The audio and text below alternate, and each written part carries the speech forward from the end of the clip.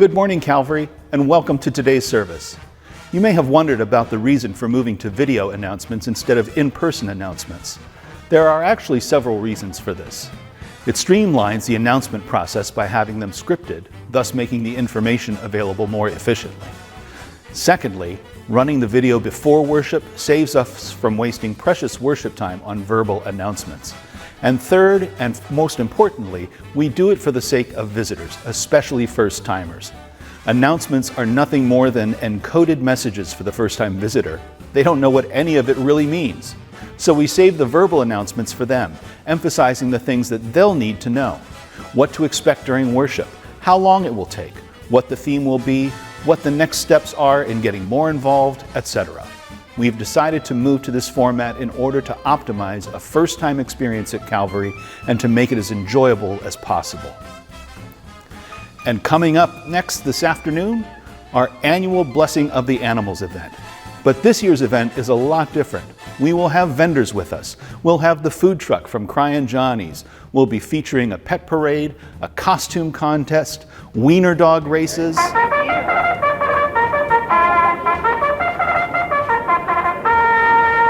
and of course, a time for the blessing of all the beautiful animals that will be with us today. During the month of October, we will be collecting non-perishable food items in celebration of Harvest Home. We will dedicate the food we collect on November 12th and will distribute it to local food pantries. You're welcome to use the green shopping bags that are available in the church entryway. Guess what time of year it is? That's right, it's time to start getting ready for the Christmas cantata.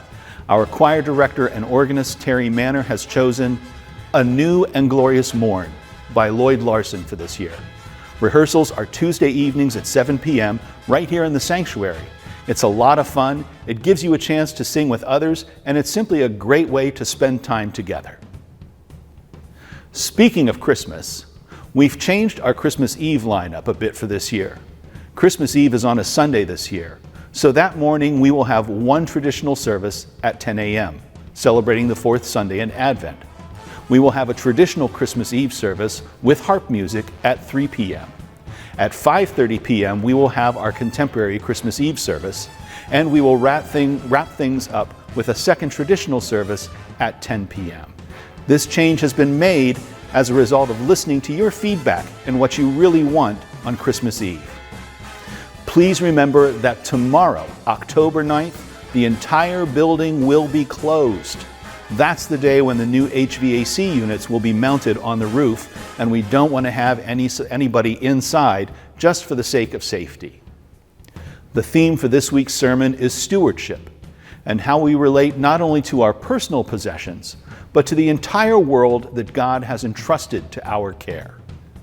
Thank you all for joining us today. We hope you have an uplifting worship experience with us, and may God bless you today and throughout the week. See you next week.